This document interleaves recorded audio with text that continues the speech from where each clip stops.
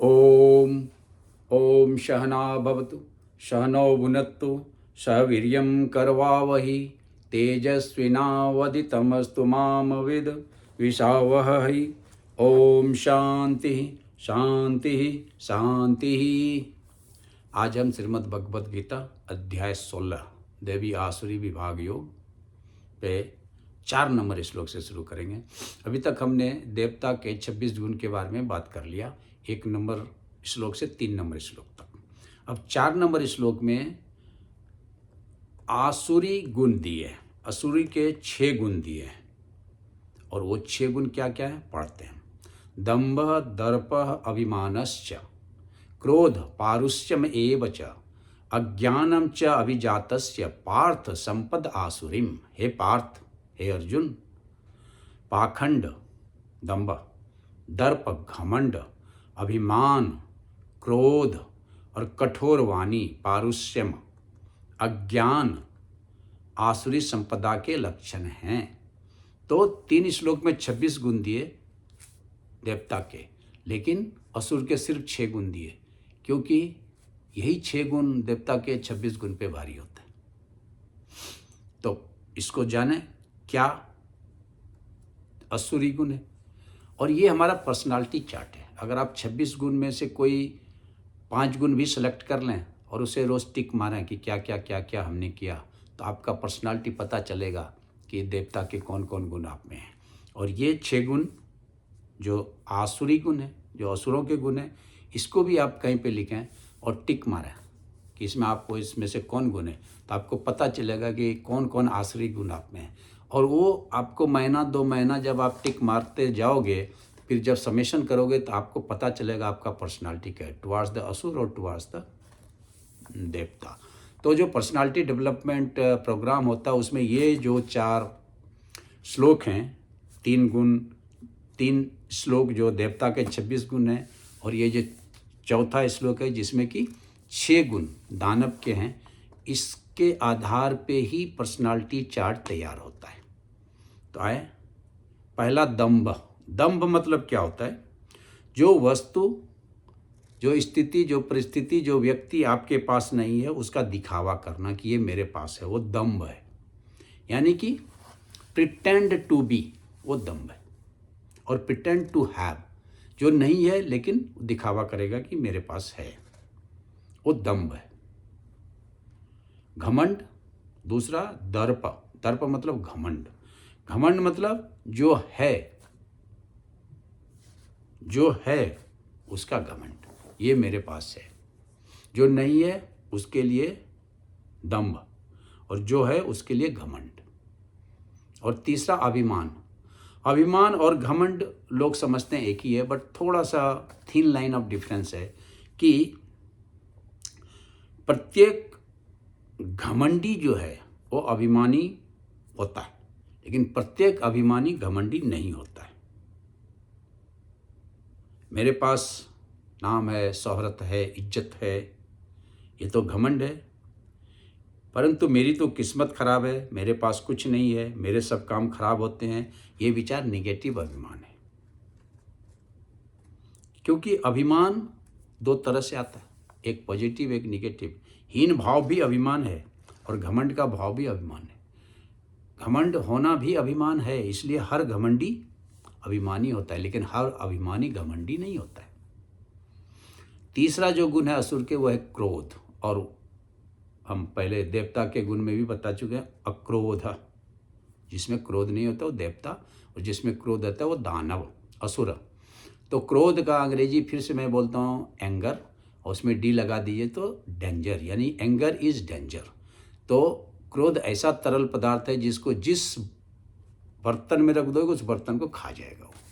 इस तरह से कितना भी व्यक्ति बुद्धिमान हो, अगर उसको क्रोध आता है तो उस व्यक्ति को खा जाएगा, उसकी बुद्धि को खा जाएगा, उसके मन को कलुषित कर देगा, उसके इंद्रिय को कलुषित कर देगा, उसका शरीर बीमार कर देगा। इसलिए कभी भी क्रोध पे हमेशा ध्यान रखने का। कुछ चीज़ें होती है जिस पे ध्यान रखने का, ईर्ष्या, अभिमान, क्रोध, ये जितने चीज़ें इस पे ध्यान रखने जैसी बातें होती हैं। और 5वां जो है पारुष्यम, कठोर वाणी। क्रोध आएगा तो वाणी कठोर हो जाएगा। इसलिए क्रोध जो है ना वो ओरिजिनेट करता है कठोर वाणी को। आप हमेशा देखोगे आप किसी को कुछ भी अनाप शनाप बोल दोगे जब आप क्रोध में रहोगे तो कठोर वाणी यानी कि वाणी जोर से बोलना, वाणी खराब बोलना, वाणी जो किसी को बुरा लगे। सत्यम वद प्रियम वद ना ब्रियात असत्यम प्रियम। संस्कृत में सत्य बोलो, प्रिय बोलो, लेकिन असत्य कठोर शब्द सत्य भी है, कठोर है तो मत बोलो। और छठा जो गुण है आसुर का वो है अज्ञान। ये सबसे बड़ा पॉइंट है। ये पांचों तो फिर भी मैनेज हो जाए, लेकिन अज्ञान जो है वो मैनेज नहीं होगा। हम सभी जीव अपने को शरीर, इंद्रिय, मन, बुद्धि समझते हैं, लेकिन हम हैं क्या? आत्मा हैं, आत्म स्वरूप है, चैतन्य स्वरूप हैं। लेकिन अज्ञान के कारण हम अपने आप को एक शरीरधारी, मनधारी, बुद्धिधारी जीव समझते हैं। और यही रीजन है कि हम और आप ताउम्र शोक संलिप्त रहते हैं, शोक संतप्त रहते हैं, एजिटेटेड रहते हैं, दुखी रहते हैं। तो ये 6 गुण हमारे असुरों के हैं। और इस 6 गुण में जो गुण हमारे पास है वो हमें आसुरी प्रवृत्ति की तरफ लेके जाता है। तो अभी 5वां श्लोक भगवान जी क्या बोल रहे हैं, अर्जुन को समझा रहे हैं। देखो, मैंने तेरे को देवता के 26 गुण बताए, मैंने तेरे को असुर के 6 गुण बताए। अभी तुम यहाँ किस पे, तेरा पर्सनालिटी क्या है ये मैं तुम्हें बताता हूँ। दैवीय संपदय द्वय मोक्षाय निबंधाय आसुरी मैं मतः माम सुच संपदम दैवीम अभिजातो असि पांडव। हे पांडव, दैवीय संपदा मुक्ति के लिए है। वो जो 26 गुण है ना वो भगवान की तरफ लेके जाते हैं। और आसुरी संपदा बांधने के लिए है। और आसुरी संपदा जो है वो बॉन्डेज की तरफ लेके जाते हैं, माया की तरफ लेके जाते हैं, संसार की तरफ लेके जाते हैं, वस्तु की तरफ लेके जाते हैं, व्यक्ति की तरफ लेके जाते हैं। और वो 26 गुण जो है देवता के वो भगवान की ओर लेके जाते हैं, हायर गोल की लोग जाते हैं, परमात्मा की ओर लेके जाते हैं, आत्मा की ओर लेके जाते हैं, सत्य की ओर लेके जाते हैं, ज्ञान की ओर लेके जाते हैं। तो ज्ञान, अज्ञान, सत्य, असत्य, अंधकार, प्रकाश, आत्मा, परमात्मा वर्सेस शरीर, मन, बुद्धि, ये जो है ये आसुरी और देवी संपदा के रास्ते होकर के गुजरते हैं। अगर आसुरी संपदा, आसुरी गुण है तो अंधकार, शरीर, माया, असत्य, अज्ञान के रास्ते होकर आप जाएंगे।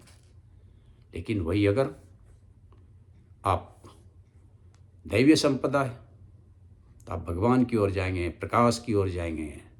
अस्तो माँ सद्गमय तमसो माँ प्रकाश गमय अमृतो माँ मृत्यो गमय। अंधकार से प्रकाश की यात्रा ही आसुरी संपदा, आसुरी गुण से परिवर्तित होकर के दैवी गुण को प्राप्त करना है।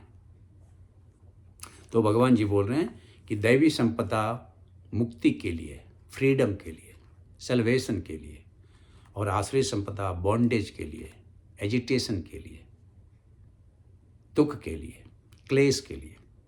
इसलिए हे पांडव, तू शोक मत कर, तुम दैवी संपदा में जन्मा है। तेरे पास 26 गुण में से कोई न कोई गुण हैं, लेकिन ये 6 गुण नहीं हैं। इसलिए तुम डरो मत, तुम डिप्रेशन में मत चला जाओ कि मैं तो क्रोध करता हूँ, मैं तो ये करता हूँ। नहीं, तुम दैवी संपदा में जन्मा है। तो 1 से 5 भगवान जी ने जो बात की वो बात की कि दैवी संपदा क्या, आसुरी संपदा क्या। और अर्जुन, तुम दैवी संपदा को प्राप्त किए हो, इसलिए तुम चिंता मत करो, तुम शोक मत करो। ये एक खंड हो गया 16 नंबर अध्याय का। अभी 6 नंबर श्लोक से 20 नंबर श्लोक तक भगवान जी बताएंगे आसुरी संपदा को विस्तृत। अभी एक श्लोक 4 नंबर ही सिर्फ बताए आसुरी के बारे में। अभी उसी को वो विस्तृत वर्णन करेंगे 6 नंबर से 20 नंबर तक। आसुरी गुण क्या, उसका विस्तृत विश्लेषण और उसका परिणाम क्या होता है। ऑफकोर्स परिणाम नेगेटिव ही होगा, बट क्या होता है ये भगवान जी बताएंगे। तो 6 नंबर का श्लोक हम पढ़ते हैं।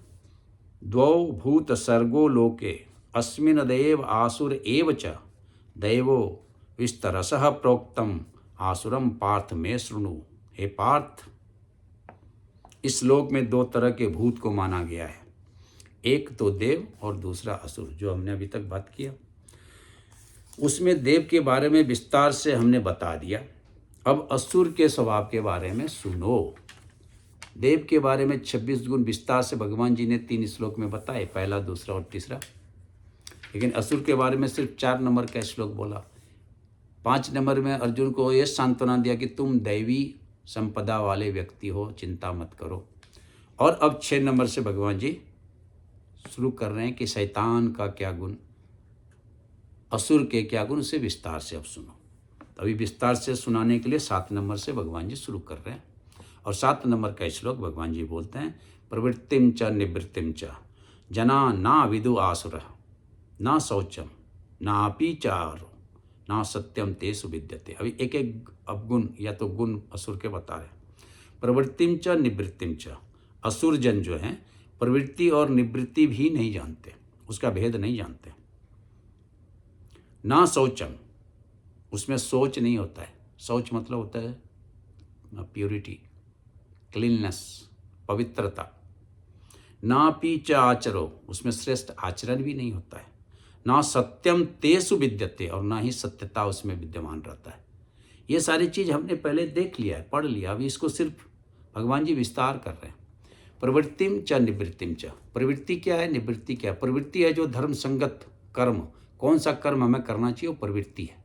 और निवृत्ति क्या है, कौन सा कर्म हमें नहीं करना चाहिए, वो निवृत्ति है। प्रवृत्तिम च निवृत्तिम च कार्यम च अकार्यम च, ज्ञान क्या है हमारा, बुद्धि क्या है हमारा, जो प्रवृत्ति निवृत्ति में भेद को जाने, कार्य और अकार्य में के भेद को जाने, धर्म और अधर्म के भेद को जाने, वो बुद्धि और ज्ञान है। और यहाँ पे बोलते हैं जो प्रवृत्ति और निवृत्ति को ना जाने, जो कार्य और अकार्य को ना जाने, जो धर्म और अधर्म को ना जाने, वो असुर है। जो शौच को ना जाने, जो शौच को ना अपनाए, जो शुद्धता को ना अपनाए, वो असुर है। जो श्रेष्ठ आचरण को ना अपनाए वो असुर है। जो सत्यता को ना अपनाए वो असुर है। तो अभी भगवान जी उसको बताते जाएंगे, लेकिन जो हमने मूलतः 4 नंबर का श्लोक में पढ़ा उसी को अब ये विश्लेषण कर रहे हैं। और 8 नंबर के श्लोक में फिर इसी बात को आगे बढ़ाते हैं।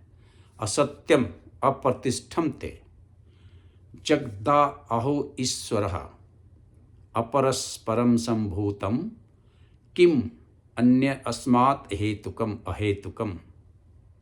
वह कहते हैं यह जगत आधार रहित है। कौन? असुर, अज्ञानी। क्या कहता है? ये जगत आधार रहित है, जगत का कोई आधार नहीं है, ये जगत असत्य है, प्रभु रहित है, एक दूसरे के योग से उत्पन्न हुआ है, काम के कारण उत्पन्न हुआ है, इसके सिवा और क्या है। अभी आप देखें ये जगत कैसे उत्पन्न हुआ, तो अज्ञानी लोग कहते हैं काम के कारण, काम वासना के कारण, स्त्री और पुरुष के संसर्ग के कारण ये दुनिया जन्मा। जबकि सत्य तो ये है कि ये प्रकृति जो है, प्रकृति और पुरुष, शिव और पार्वती, जीव और आत्मा, जड़ और चेतन का मेल का परिणाम है ये प्रकृति। लेकिन अज्ञानी जन क्या सोचते हैं? काम वासना से उत्पन्न हुआ ये प्रकृति। सबका आधार प्रभु है। प्रभु वो धुरी है जिसके चारों तरफ ये प्रकृति चलायमान है। चर अचर का आधार है प्रभु। प्रभु सोना है, बाकी हम सभी गहने हैं। प्रभु समुद्र है, हम सभी लहरें हैं। प्रभु मिट्टी है और हम सभी बर्तन हैं। प्रभु सबका आधार है। सर्वभूतानि मतस्थानी ना चाहम ते सुकेश। 9 नंबर के अध्याय में बोलते हैं भगवान जी सभी का आधार मैं हूँ, सब मेरे में हैं, ऑल परवेड इन मी। लेकिन जो अज्ञानी है वो क्या बोलता है? ना ना ना ना, ये संसार तो काम वासना से उत्पन्न हुआ, स्त्री और पुरुष के संयोग से उत्पन्न हुआ, इसका कोई आधार नहीं है, कोई ईश्वर नहीं है। ऐसा वो आसुरी प्रवृत्ति के लोग बोलते हैं। जो कि असत्य है। 9 नंबर के श्लोक में इसी बात को भगवान जी बताते हैं, एताम दृष्टि अववृष्ट्यः नष्टात्मनो अल्पबुद्ध्यः प्रभव अनुग्रह कर्माणः क्षयाय जगतो अहिता।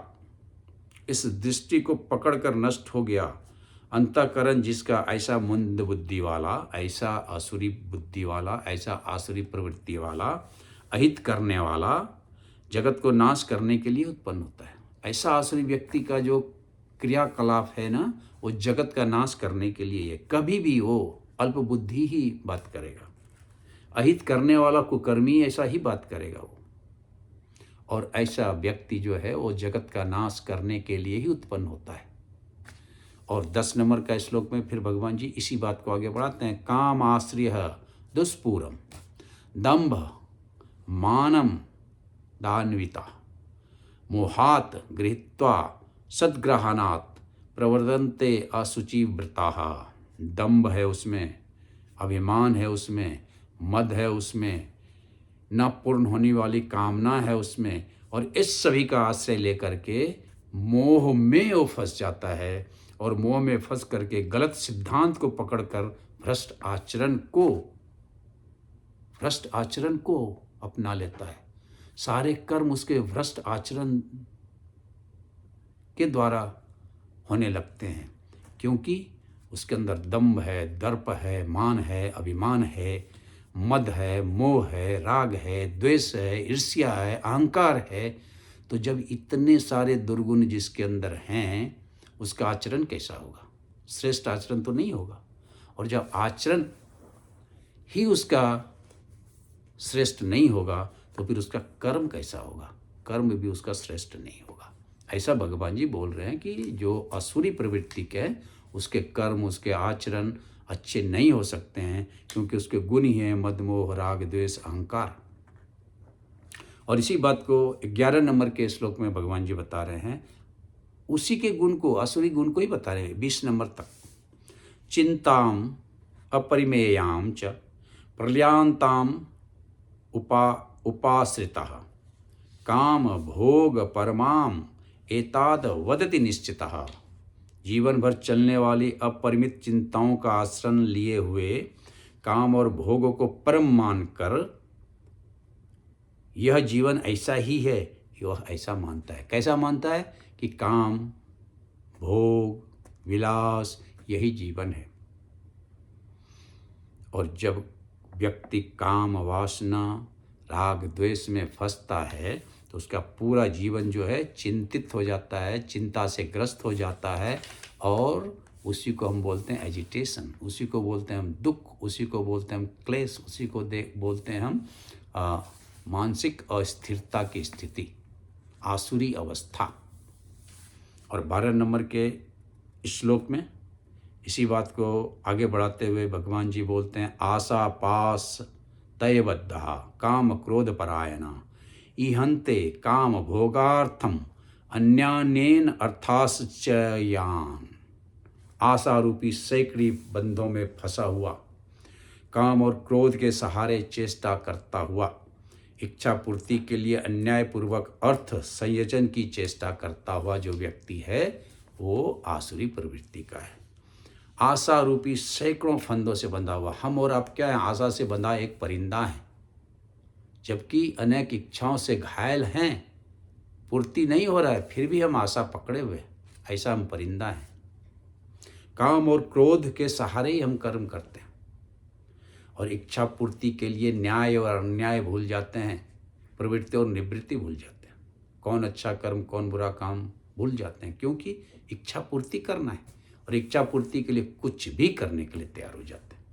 तो ये आसुरी प्रवृत्ति के लोगों का यहाँ पे गुण के बारे में भगवान जी बता रहे हैं। तो आज हम 12 नंबर श्लोक तक किया, और आगे फिर 13 से 20 नंबर तक हम करेंगे आसुरी के गुण की व्याख्या। तब तक के लिए ओम पूर्णमद पूर्णमिदं पूर्णात् पूर्णमुदच्यते पूर्णस्य पूर्णमादाय पूर्णमेवावशिष्यते। ओम शांति शांति शांति।